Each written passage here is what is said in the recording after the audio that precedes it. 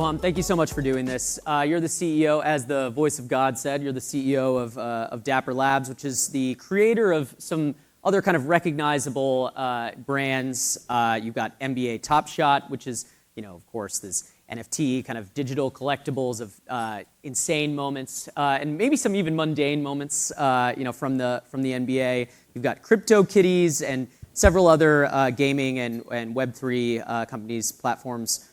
I'm curious, if we could just take a step back, what do you think it means to own a digital collectible? Well, I think our company was based around the thesis that there's a lot more you can do with crypto than just currencies. And when you're talking about digital collectible ownership, I would abstract it out. We're talking about digital ownership. We're talking about digital identity. You're talking about control in digital systems. I think that's fundamentally where it sort of zooms out to. And it starts by fans wanting to live, everyone's living their life more digitally, whether it's on Instagram and TikTok, Fortnite, Roblox, they're living their lives more digitally.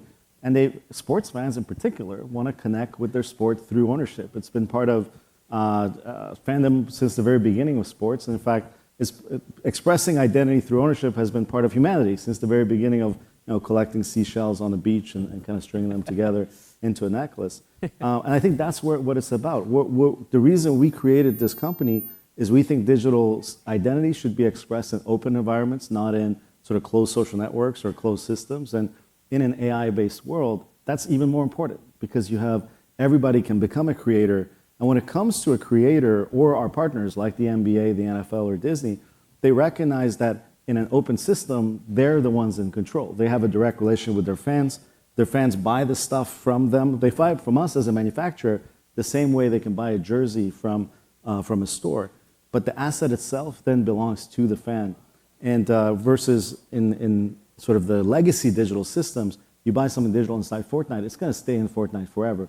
The brand the creator is disaggregated from their community, as many people realize when they get deplatformed off Instagram or Twitter or whatever it is.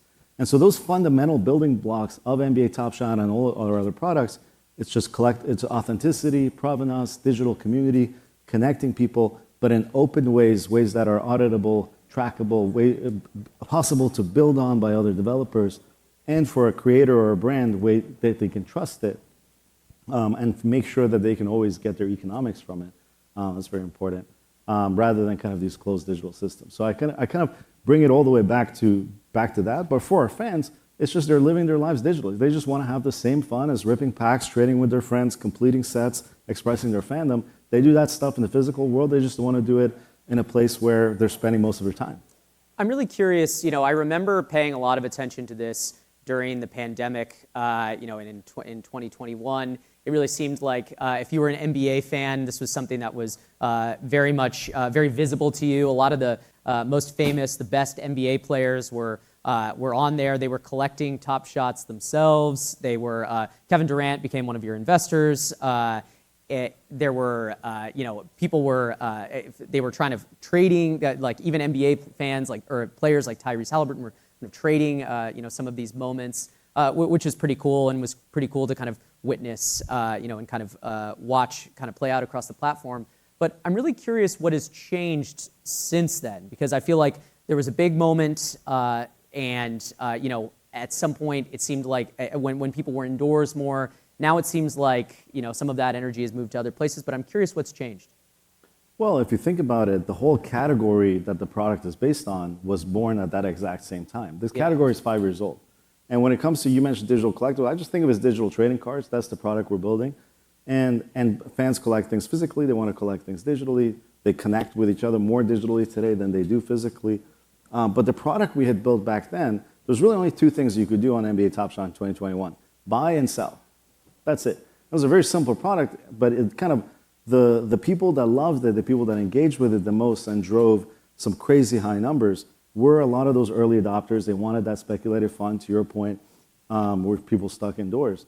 But over the last 3 years, the community that's being built, the product that's being built, is much more similar to behaviors that fans express, mainstream fans express in the physical world, but expressed digitally. So when they come together, you have a social feed on the product. You can see what other fans are doing. You can play games with other fans. You can win prizes playing against each other, playing with each other, chatting with each other, et cetera. Just basic things that didn't exist 3-4 years ago. And so today the product is much more sticky with the mainstream fan, and you can do many more things on it. There's still a marketplace. There's still assets being bought and sold for thousands, tens of thousands, or hundreds of thousands of dollars, and that shows kind of the strength of the collectible economy and sort of the high end. But it's changed a lot in the sense of the value propositions that it offers to customers have expanded. Now, the whole industry has gone through dramatic correction, right? Whether you talk about NFTs, where you talk about crypto more generally, and the thing with crypto is it's reflexive very powerfully on the way up, huge virtual cycle, but then very reflexive on the way down. We have vicious cycles that kind of put the industry in a multi-year kind of a stasis. They call it winter. For several years, there's very, we see it in even our user acquisition. When you mention the word NFT or blockchain, 3 years ago, you would get 10 times higher clicks. Today, you get 99% lower clicks. And so that headwind has caused issues with the growth, obviously, for people who promoted it, are sort of the attitudes change over time. But the good news is it's all coming back in a much more sustainable way. Over the last 6 months alone, we've doubled the average revenue per user. We're getting 3 times as many new users coming in this year as last year.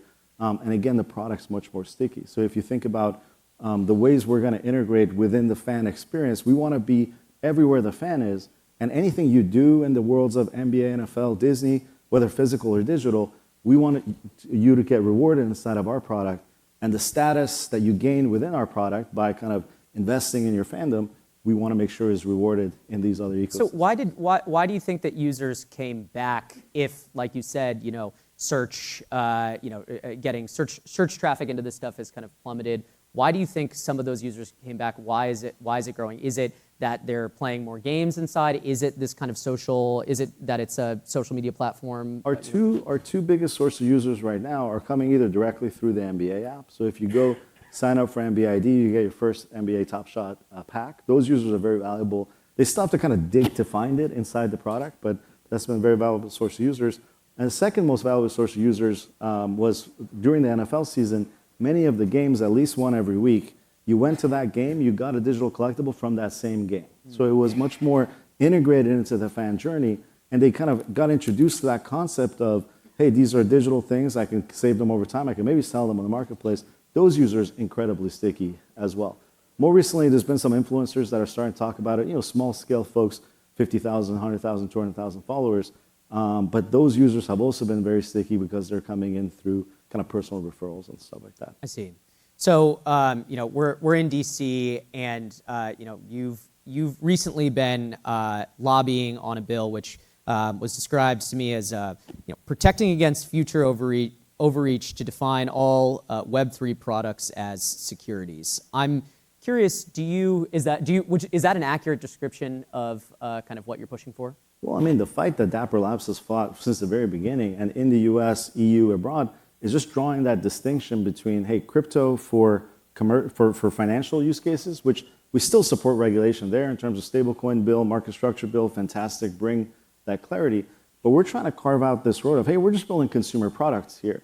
And our consumer products are actually better for the consumer than the equivalent, which is these assets being sold in games and whatever it might be. And so we've largely been successful there, trying to carve out a lane in the EU and in the US. In the US, we have the New Frontiers in Technology Act, the NFT Act, that might get folded into the FIT, sort of the broader framework. But the point being that these are consumer products, and now with the new administration, including kind of meme coins, these are consumer products sold to consumers, and so consumer protection law should apply, but securities law doesn't really make sense when we're talking about digital trading cards or cats on the blockchain. So you alluded to this, but I want to kind of stay here for a sec. You obviously were interacting with members of the previous administration and this administration. Do you feel that this administration is more open and friendly to kind of what you're trying to accomplish? 100%. In the early days of the administration, it was almost a meme of kind of the, hey, Trump is for crypto. But I think what we've seen in this administration and this president all the way down is actually an openness to doing business on a new technology. That's what we care about the most. It's not the prices or sort of people going out and buying these tokens. It's more, can we innovate, or are we scared of a regulator knocking on our door and kind of criticizing us even though we're trying to be good actors and build products that add value to consumers. And I think that's been the case across all our peers as well. In the last administration, you saw enforcement actions being taken against some of the most well-known and good actor companies in the ecosystem. And we're just very happy that from a kind of design standpoint, every product idea we've ever had has effectively been greenlit, and now the only thing that matters is, will customers find it fun? Of course, we have to protect customers, make sure we're creating something that's sustainable and sticky, but we're not scared of kind of being caught in a world where there's no rules defined, but still everyone's getting censored for not following the rules. Do you expect that Congress is going to take up legislation? I mean, you've been meeting with folks on the Hill, you've been pushing for it, you're here in rooms like these. Do you expect that this Congress might We think people have gotten really smart. Yeah, absolutely. On both sides of the aisle, there's support on the regulator side, on the administration. What's the argument that you're making to Republicans versus to Democrats? I think it's the same thing. It's that this innovation is going to happen somewhere. It should happen in the United States. And fundamentally, it protects consumers because this technology is about auditability. It's about openness. It's about transparency. And it's about creating new opportunity for builders to create value on top. And so it's a simple message to everybody. And the good news is that because we have NBA, NFL, Disney, these are the most loved brands in history. And all we're saying is, hey, people are spending their lives more digitally. Everyone here can attest to that. And your kids will be living life more digitally than you will. We want to make sure that in that digital world, the ownership, the control, the identity is not just controlled by these big companies that, by the way, are also controlling the AI models that are telling us what to do. But these are open systems that everybody can audit, everybody can trust, anybody can access. And that's fundamentally what we're all about. You were mentioning to me something backstage that was kind of confusing me and making my head spin a little bit. You mentioned that as Dapper Labs has produced that AI has basically already kind of changed the digital collectible space. That you guys have a digital collectible AI tool. Help me understand, what are you talking about? Well, she's a virtual character. Virtual character. So she's actually one of the leading virtual influencers in the world. She's got millions of followers on TikTok, millions of followers on Instagram. She's not a real person.